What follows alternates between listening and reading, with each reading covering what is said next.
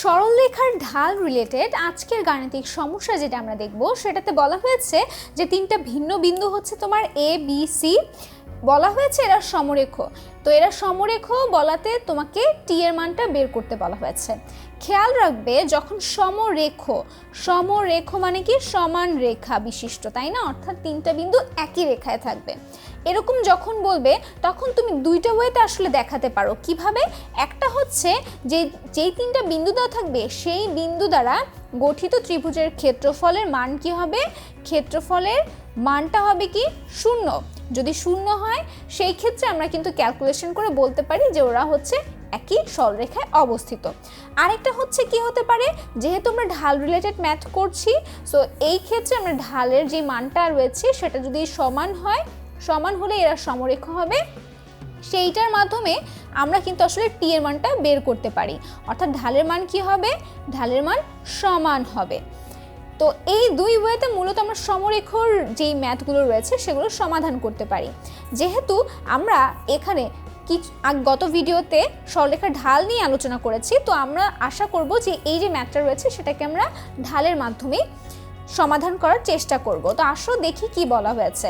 তিনটা বিন্দু, আচ্ছা, তো আমি ধরলাম যে এবি যে সরলরেখাটা রয়েছে, এবি রেখার ঢাল ধরলাম হচ্ছে আমার, এবি রেখার ঢাল হচ্ছে কত ধরলাম?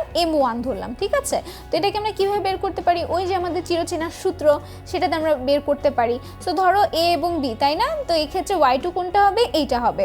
সো y2 হচ্ছে এটা, y2 মাইনাস y1 হচ্ছে 1, x2 হচ্ছে 2 মাইনাস এখানে হচ্ছে আমার t। সো এখানে আলটিমেটলি কত পাচ্ছি? 3/2 মাইনাস t পাচ্ছি, তাই না? আচ্ছা, এরপরে আসো আমরা বিসি যেই রেখাটা রয়েছে সেই রেখার ঢাল যদি বের করতে চাই, অর্থাৎ বিসি রেখার ঢাল যদি আমি ধরি m2, সেটার মানটা আমরা কিভাবে বের করতে পারি? y2 minus y1, that means হচ্ছে t মাইনাস 4 ডিভাইডেড বাই কত? 1 মাইনাস 2। সো আলটিমেটলি এখান থেকে কত পাচ্ছি বলো তো? Minus t minus 4। তো তুমি যদি মাইনাসটাকে উঠিয়ে দিতে চাও, তুমি এখানে আলটিমেটলি লিখতে পারো মাইনাস t প্লাস 4 অথবা 4 মাইনাস টি লিখতে পারো। আচ্ছা, যেহেতু বলা হয়েছে যে সরলরেখা দুইটা হচ্ছে সমরেখ, তাহলে এই ক্ষেত্রে আমরা কি বলতে পারি? তাদের ঢালের যে মান, সেই দুইটা ঢালের মান কি? সমান। সো প্রশ্ন মতে আমরা বলতে পারি m1 ইজ ইকুয়াল টু কত? m2। সো আমি দেখো m1 এর মান পেয়েছি কত? 3/2 minus T is equal two m2 হচ্ছে 4 মাইনাস টি। জাস্ট কি করবো, আমরা ক্রস গুণ করে যদি দেই, তো এখানে হচ্ছে 4 minus T into 2 minus T is equal two 3 থাকে, তাই না? আচ্ছা, তো আমরা যদি গুণ করে দেই, দেখো 4 দুগুণে 8 minus 4t minus 2t minus plus T square is equal to কত? 3 থাকছে। আচ্ছা, এবার কি করব? নর্মালি আমরা যে ক্যালকুলেশনগুলো করি, মিডল টার্ম যদি লাগে তাহলে আমরা মিডল টার্ম দিয়ে করব। তো এটা যদি করি থাকছে কত? টি স্কোয়ার থাকছে, এটা ক্যালকুলেশন করে কত থাকছে? মাইনাস 6t থাকছে, তাই না? আর 3টাকে যদি তুমি বাম পক্ষে নিয়ে আসো তাহলে সেটা হয়ে যাচ্ছে প্লাস 5 ইজ ইকুয়াল টু কত? 0। এখন সিম্পলি আমরা মিডল টার্ম করি, চলো।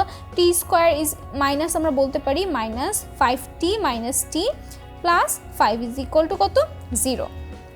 আচ্ছা, এবার যদি টি এর মানটা বের করতে চাই তাহলে টি মাইনাস, এটা হচ্ছে মাইনাস 5 থাকছে, এখানে থাকছে হচ্ছে minus 1, T minus 5 is equal to 0।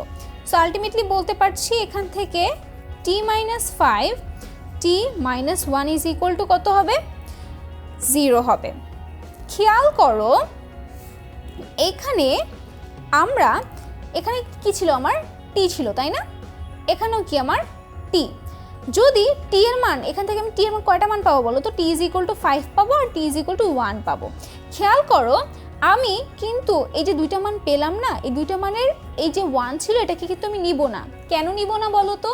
কারণ আমাকে প্রশ্নে ফার্স্টে বলে দেওয়া আছে তিনটা ভিন্ন বিন্দু। তো আমি যদি টি এর মান 1 নেই তাহলে এর যে মানটা সেটা 1 হয়ে যায়, অর্থাৎ 1 1 হয়ে যায়, এবং সি এর মানটাও কি 1 1 হয়ে যায়। যার কারণে আমি আসলে টি এর মান 1 নিতে পারছি না, কারণ প্রশ্নে প্রথমেই বলে দেওয়া আছে তিনটা ভিন্ন বিন্দু। সো এই ক্ষেত্রে আমরা টি এর কোন মানটা নিব? আমরা নিব টি এর এই যে 5 যে মানটা রয়েছে সেটা। তাহলে আলটিমেটলি আমাদের বিন্দু তিনটা কি হয়? 5, 1, বি হয় হচ্ছে 2, 4 এবং সি হয় হচ্ছে কত? 1, 5। সো এইভাবে করে খুব সহজেই কিন্তু আমরা সরলরেখার ঢাল রিলেটেড গাণিতিক সমস্যার সমাধান করতে পারি।